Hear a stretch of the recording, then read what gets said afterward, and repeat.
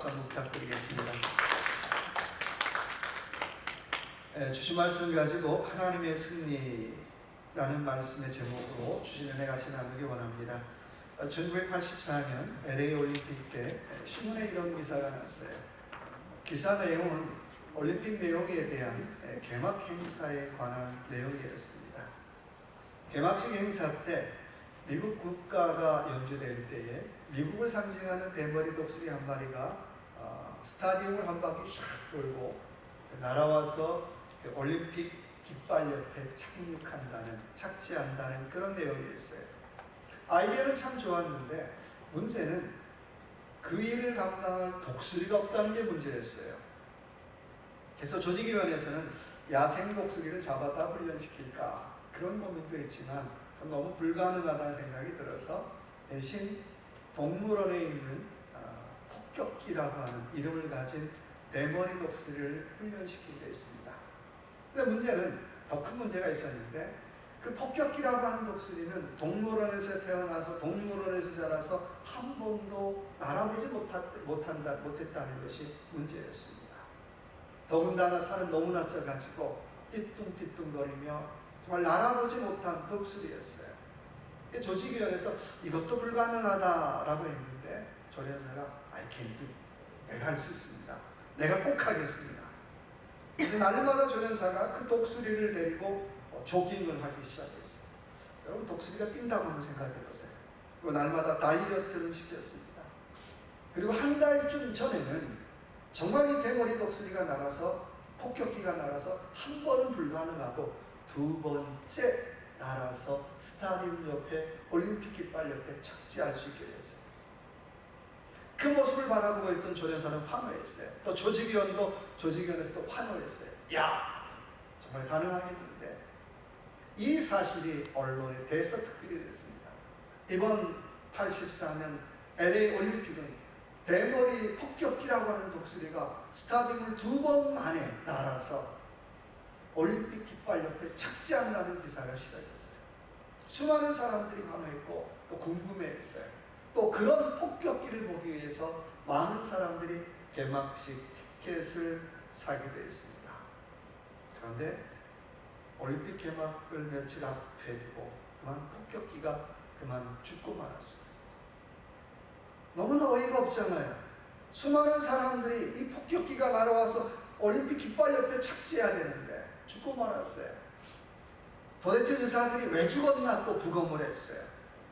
사인은 과도한 다이어트로 인한 과도한 스트레스 때문에 죽고 말았다는 거예요. 너무 황당하잖아요. 지금까지 잘 훈련받고 또 살도 잘 빼고 이제 막 개막식 올림픽 행사에 날아가기만 되는데 날아가서 잘 착지하기만 되는데 정작 쓰임받아야 될 시간에 쓰임을 받지 못하고 말았다라고 하는 것입니다. 며칠만 좀 참지, 며칠만 좀 더 견디지, 그런 아쉬움들을 우리가 갖게 됩니다. 정말 쓰임받아야 할 결정적인 순간에 쓰임받지 못하고 말았습니다. 오늘 저와 여러분 어떤가요? 하나님은 저와 여러분 한 사람 한 사람을 하나님 주신 꿈을 향해 멋있게 날아가는 영적 독수리로 만드신 줄로 믿습니다. 아멘. 그 꿈을 향해 날아가기 위해서 때로는 고난, 상처라는 훈련도 받게 하시고요. 또 꿈을 향해 날아가기 위해서 때로는 인내라고 하는 훈련도 받게 하신다는 거예요. 그리고 그리스도의 좋은 일꾼으로 멋있게 날아가기를 원하시더라고 하는 것입니다. 그런데 정작 쓰임받아야 할 시간에 쓰임받지 못하고요. 날아가야 할 시간에 날아가지 못하더라는 거예요. 왜 날아가지 못했습니까? 왜 쓰임받지 못했습니까? 환경 때문에. 내가 사람 잘못 만났어요. 그 환경 때문에 이런저런 핑계로 쓰임받지 못하고 이런저런 핑계로 날아가지 못하고 있는 우리의 모습은 아닌지 한번 질문해 보시면 좋을 것 같아요. 원하기는 저와 여러분의 신앙생활 날아갈 때 날아가고요. 쓰임 받을 때 쓰임 받는 저와 여러분 되시기를 주님의 이름으로 축원합니다. 오늘 본문의 말씀은 여호수아 이스라엘 민족이 요단강이 갈라지는 기적을 맛보고 요단강을 건넜어요. 5장 1절에 이렇게 시작합니다. 요단물이 말리시고 우리를 건너게 하셨다라고 말씀하고 있어요. 흐르는 물이 쫙 멈췄어요. 그리고 그 마른 땅으로 200만이 넘는 사람들이 척척척척 걸어갔다는 거예요. 사람의 입으로는 impossible하죠. 그 강을 하나님이 건너가게 하셨다라고 하는 것입니다. 여러분, 사람의 힘으로 불가능한 그 강을 믿음으로 오늘 건너가게 하셨다는 거예요. 여러분, 이스라엘 민족 앞에도 요단강이 있듯이 오늘 저와 여러분 앞에도 수많은 요단강들이 있을 거예요. 사업, 직장, 가정, 때로는 자녀들, 또 교회. 그 강들을 볼 때마다 나는 내 힘으로 건너가기 힘들어요. 나는 impossible해요. 나는 못 건너가요. 근데 그 강 앞에서 나는 불가능합니다라고 주장하는 것이 아니라 하나님 믿음으로 건너가길 원합니다. 하나님이 함께함으로 건너가길 원합니다라고 하는 그런 믿음의 고백이 있기를 주님의 이름으로 축원합니다. 그런데요, 이제 요단강을 척척척척 건넜어요. 근데 문제는 이제부터 시작이잖아요. 지리적으로 본다면 강 건너 저편에 있을 때보다 강 건너와서 더 큰 문제예요. 왜냐하면 요단강에서 여리고성까지는 한 8마일 정도 떨어졌어요. 요단강을 건너고 싹 넘어오면 그때부터 여리고 평지가 시작이 돼요. 근데 여리고성 높잖아요. 한 해발 200m가 넘잖아요. 여리고성에서 딱 보고 있으면 이스라엘 민족이 요단강 건넜네. 그리고 여리고 평지로 나오는 거 다 볼 수가 있어요. 이스라엘 민족이 무엇을 하는지, 어떤 작전을 짜는지, 어디에 숨어 있는지 한눈에 다 보여요. 그런 상황 속에서 맨 앞에서 여호수아 이제 공격 명령을 내려야 돼요. 여리고 군대가, 여리고성 사람들이 빤히 보고 있는 그 자리에서 이제 공격 명령을 내려야 돼요. 만일 여러분이 여호수아라면 여러분 어떤 명령을 첫 번째로 내리겠습니까? 만약에 제가 여호수아라면 저는 이렇게 명령 내렸을 것 같아요. 군사의 3분의 1은 여리고 평지에 참호를 파괴할 것 같아요. 참호전에 대비하고요. 또 3분의 1 군사는 그 참호대 뒤에서 군수들은 준비하게 할 거고요. 그리고 나머지 3분의 1은 그 군수대 양옆에서 기마대로 준비할 것 같아요. 만약에 여리고성에 군대가 나오면 쫙 흩어져가지고 바람, 양 날개처럼 에워싸서 여리고성을 공격할 것 같아요. 제가 영화를 너무 많이 봤죠? 생각만 해도 멋있는 전술이에요. 이거 제 얘기가 아니고요. 알렉산더가 페르시아 가우가멜라 전투에서 졌던 전술이에요. 제가 본 그런 것 같아요. 오늘 이스라엘 중에 맨 앞에 서 있는 여호수아, 하나님의 음성을 듣고 그가 내린 첫 번째 명령 한번 들어봅시다. 자, 2절 같이 한번 읽어볼까요? 그때 여호와께서 여호수아에게 이르시되 너는 부싯돌로 칼을 만들어 이스라엘 자손들에게 다시 할례를 행하라 하시네. 자, 첫 번째 명령이 뭐예요? 부싯돌로 칼을 만들어 할례를 행하라 라고 말씀하고 있어요. 에이구, 변변찮은 칼도 하나 없어요. 그 날카로운 부싯돌로, 석기시대도 아닌데 날카로운 부싯돌로 칼을 만들어서 할례를 행하라고 하는 게 첫 번째 명령이에요. 좀 황당하잖아요. 당황스럽잖아요. 할례는 믿음의 조상 아브라함에게서 시작이 됩니다. 할례라는 말은 히브리 말로 물라라는 말로 둥글게 베어내다라는 뜻을 가지고 있어요. 그 말의 의미는 나는 내 인생의, 내 삶의 부정한 것들을 제거하고 하나님 앞에 내가 전적으로 순종하겠습니다. 내가 하나님 앞에 전적으로 굴복하겠습니다 라고 하는 고백이에요. 그래서 할례를 받았다라고 하는 것, 할례는 이스라엘 민족에게 나는 하나님 앞에 택받은 성민입니다. 또 나는 하나님 앞에 구별된 민족입니다. 나는 하나님 앞에 축복받은 민족입니다 라고 하는 여러 가지 많은 상징이 있어요. 내 문제는 광야 40년 세월 동안 태어난 1.5세들의 문제예요. 그들은 할례가 뭔지, 왜 할례 받아야 되는지 그런 거 알 수가 없었어요. 그래서 오늘 그 여리고성을 앞에 두고 가나안 땅에 들어가기 전에 하나님께서 내린 첫 번째 명령은 너희는 할례를 행하라고 말씀하고 있어요. 자, 입장 바꾸세요. 하나님 입장에서 한번 볼까요? 하나님 입장에서 당연한 거잖아요. 하나님 입장에서 당연한 거잖아요. 근데 이스라엘 민족 입장 왜 하필 지금이냐는 거예요. 여리고 사람들하고 전투를 앞에 두고 왜 하필 지금입니까? 라고 하는 질문 서로 해볼 수 있어요. 타이밍 문제죠. 근데 하나님 입장에서 본다면 오늘 할례를 행하라고 하는 의미는 새로운 땅, 가나안 땅에 들어가는데 좀 새로운 마음으로 계약하고 싶은 거예요. 우리가 새 집에 들어가면 그렇죠. 계약서 어떻게 해요? 새로운 계약서 쓰잖아요. 내가 옛날 집에 살았지만 그 계약서가 또 안 통한다는 거예요. 이제 새로운 집에 갔으니까 새로운 계약서를 쓰는 것과 똑같이 하나님께서 어떻게 해요? 이스라엘 민족과 새로운 계약서를 오늘 쓰고 싶어 하셨다는 거예요. 그 계약서의 내용은 이런 거였어요. 1번 하나님만 바라보고 살겠다. 2번 하나님만 바라보고 살겠다. 3번 하나님만 바라보고 살겠다. 4번 하나님 앞에 예비하고 살겠다. 아마 계약서 내용 조목조목마다 똑같은 내용일 것 같아요. 하나님만 바라보고 살겠다. 하나님만 바라보고 살겠다. 나는 하나님 앞에 예배드리고 살겠다는 내용이 계약서예요. 여러분, 하나님이 좋아하는 게 뭘까요?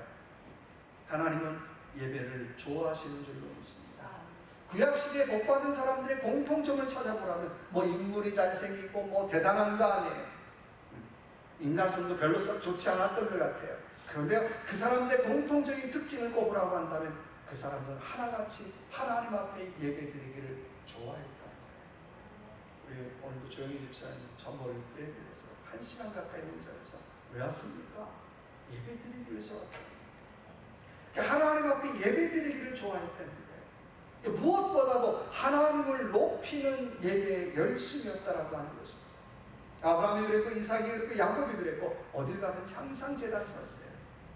그러면서 고백하는 것이 하나님 감사합니다. 땡큐. 여기까지 인도해 주신 하나님 감사합니다. 여기까지 이끌어 주신 하나님 감사합니다. 어딜 가든지 간에 예배를 귀하게 생각했다. 근데 그 예배를 귀하게 생각하는 마음, 그 하나님을 높이는 그 마음 때문에 하나님께서 아브라함을 축복하시고 이삭을 축복하시고 야곱을 축복하시고 수많은 믿음의 사람들을 축복하신 줄로 믿습니다. 그런데 한번 생각해 보자고요. 오늘 이스라엘 민족이 할례를 행하라고 했는데요, 이스라엘 민족의 할례는 좋은 추억이야, 좋은 기억이 아니에요. 자, 창세기 34장 이런 내용이 나오죠. 야곱이 세겜 족속에게 할례를 행할 걸 요구해요. 만일 너희가 할례를 행하면 디나를 너희 집안 사람으로 주겠다고 약속을 해요. 그래서 너무 좋아했던 그 세겜 족속들이 다 할례를 행해요. 그리고 3일째 고통이 정말 심한데, 어릴 때 할례 받으면 고통이 별로 없대요. 근데 어른이 돼서 할례를 받으면 3배, 4배가 더 심합니다. 세겜 민족이 가장 고통이 심할 때에 시몬과 레이가 칼을 가지고 들어와요. 그리고 고통 중에 있는 그 세겜 민족을 다 죽이죠. 소위 말해서 무슨 작전이에요? 할례 작전 때문에 승리하는 거죠. 반대로 세겜 민족 입장에서는 우리는 할례 작전 때문에 망한 거예요. 그런데 오늘 이스라엘 민족이 하나님께서 너희는 첫째 할례를 행하라고 말씀하고 있어요. 좀 당황스럽잖아요. 우리가 그것 때문에 이기기도 했는데 그거 하면 그것 때문에 질 수도 있고 그것 때문에 망할 수도 있는데, 어찌고 본다면 하나님의 할례 작전이잖아. 너희 할례 받는 순간 아무것도 할 수 없잖아. 그 얘기는 뭐예요? 너희 다른 것 하지 마. 지금 하나님만 바라봐. 지금 하나님께만 충성해. 지금 하나님만 의지해. 하나님만 믿고 나아가. 하나님만 높여라고 하는 얘기를 계속해서 강조하고 있는 것입니다. 로마서 2장 29절의 말씀에 할례는 마음의 할증이라고 말씀하고 있어요. 오늘 하나님은 저와 여러분에게 우리가 하나님 기쁘시게 하지 못하는 것들을 잘라내기를 요구하시는 줄로 믿습니다. 걱정 잘라내기를 요구하신다는 거예요. 염려 잘라내기를 요구하신다는 거예요. 불신앙 잘라내기를 요구하신다는 거예요. 욕망 잘라내기를 요구하신다는 거예요. 욕심 잘라내기를 요구하신다는 거예요. 그리고 내 마음에 있는 상처와 분노의 쓴뿌리도 잘라버리기를 요구하시는 줄로 믿습니다. 그렇게 잘라낼 때에 오늘 9절의 말씀 좀 볼까요?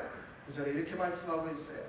여호와께서 여호수아에게 이르시되 내가 오늘 애굽의 수치를 너희에게 떠나가게 하셨다 하였으므로 그곳 이름을 오늘까지 어떻게 해요? 길갈이라 하는지라. 뭐 했다는 거예요? 굴러갔다는 거예요. 굴러갔다는 거예요. 내가 걱정했는데 하나님 앞에 할례 받은 다음에 그 문제가 굴러갔다는 거예요. 내 걱정, 염려가 굴러갔다는 거예요. 내 어려운 환경이, 문제들이 굴러가기 시작했다라고 하는 것입니다. 우리가 새 성전을 또 이사 가면서 여러 가지 고민들 많을 거 아니에요. 그런데 가기 전에 우리가 해야 될 일이 있다면 우리가 잘라내야 할 일들을 좀 잘라내십시다. 그러면 하나님 앞에 어떻게 해요? 문제가 굴러가고요, 상처가 굴러가고요, 재정적인 어려움이 굴러가는 길갈의 은혜가 임할 줄로 믿습니다. 이런 길갈의 은혜를 누리는 저와 여러분의 삶이 되시길 주님의 이름으로 축원합니다. 두 번째 얘기는요, 우리 10절 한번 볼까요? 또 이스라엘 자손들이 길갈에 진쳤고 그 다음 14일 저녁에는 여리고 평지에서 유월절을 지켰으며 라고 말씀하고 있어요. 자, 첫 번째는 할례행하라고 하는 거고요, 두 번째는 어떻게? 유월절 잔치를 벌이라고 말씀하고 있어요. 여러분, 유월절 어떤 날인가요? 이스라엘 민족이 애굽에서 출애굽, 그거 기념하는 날이잖아요. 유월절 파티는 하나님의 구원해 주심과 하나님의 승리와 하나님의 인도하심에 대한 고백이 있는 축제예요. 근데 왜 하필이면 또 지금이냐? 지금 열심히 뭐 활을 하나 깎아도 모자라고, 뭐 칼을 하나 다듬어도 모자라고, 뭐 돌멩이를 하나 다듬어도 모자랄 시간, 하필이면 지금 왜 파티하라는 겁니까? 그럴 수 있잖아요. 하필이면 저 원수들 앞에서 파티하라는 거예요. 시편 23편 유명한 다윗의 고백입니다. 주께서 내 원수의 목전에서 내게 상을 베푸시고 기름으로 내 머리에 바르셨으니 내 잔이 넘칩니다.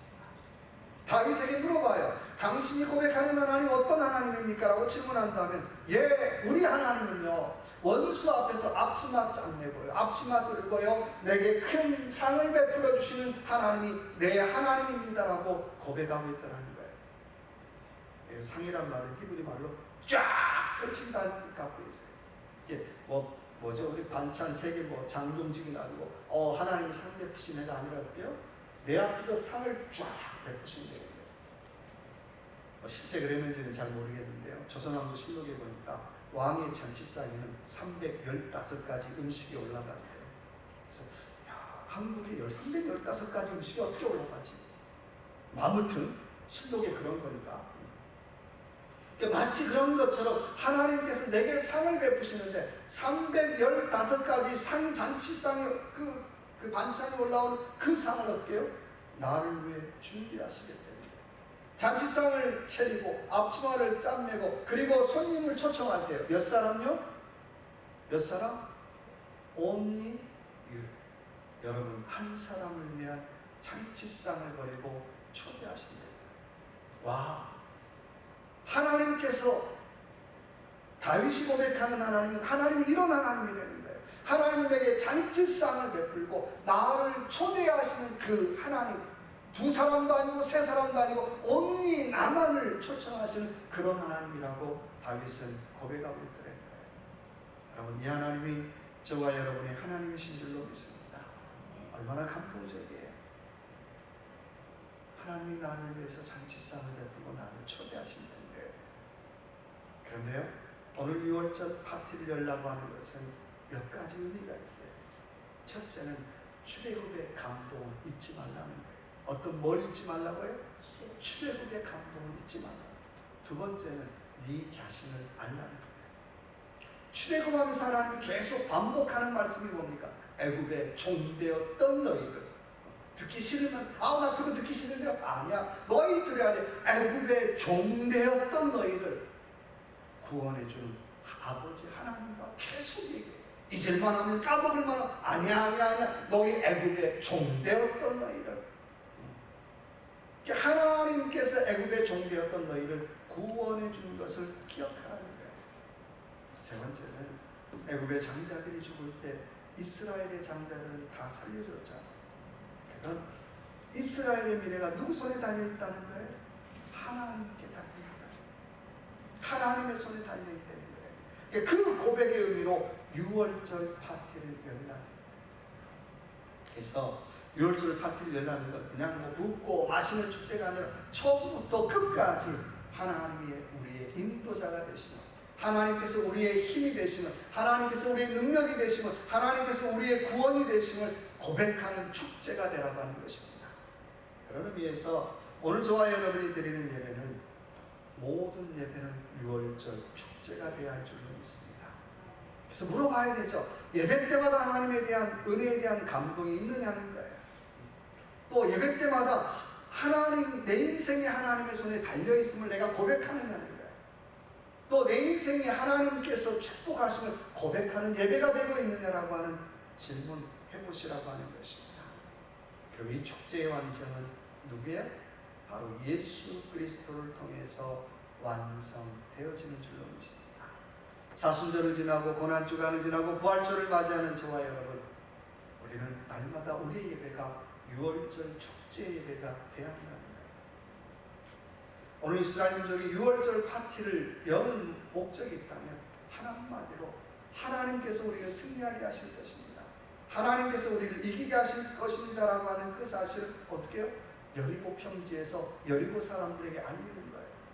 아마 여리고 사람들이 볼 때 저 아들 좀 미치지 않았어? 참 좀 이상한 애들이야. 지금 우리 앞에서 지금 뭐 하는 짓이지? 전쟁이 지금 바로 코앞인데 그 앞에서 파티를 여는 거예요. 노랫소리가 있고요, 또 뭐 찬양이 있고요, 뭐 음식이 있고요, 뭐 고기가 있고요. 여리고 사람들이 볼 때 뭐 하는 짓이야? 그건 다른 것이 아니라 우리의 무기는 하나님이야. 우리의 힘은 하나님이야. 오늘 하나님께서 너희에게 승리하게 하실 것이야 라고 하는 그 믿음의 고백을 유월절 축제로 고백했다라고 하는 것입니다. 마태복음 4장 11절의 말씀에 예수님께서 세례받은 후에 장면이 나와요. 이렇게 얘기하죠. 그때 하나님은 너는 내 아들이다. 내가 너를 사랑한다. 내가 너를 기뻐한다. 저는 이 말씀 보면서 내가 살면서 아버지에게 이런 말 들어본 적 있을까? 여러분 살면서 아버지에게 그런 말 들어보신 적 있습니까? 너는 내 아들이다. 내가 너를 사랑한다. 내가 너를 기뻐한다. 여러분 그런 말 들어보셨어요? 오늘 주님은 들으셨잖아요. 여러분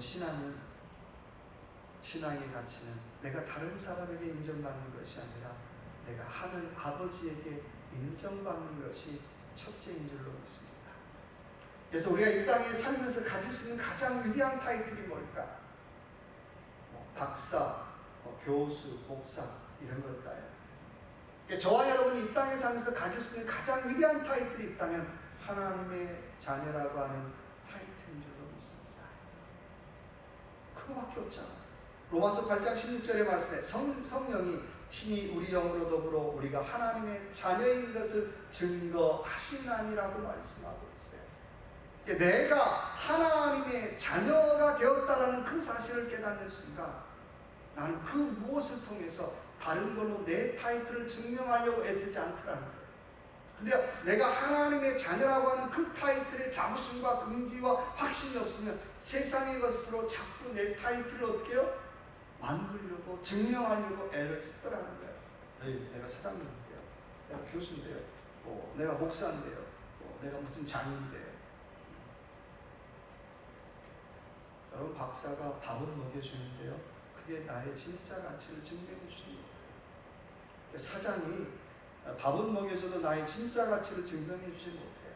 목사가 밥은 먹여줘도 나의 진짜 가치는 증명하지 못하더라고 하는 것입니다.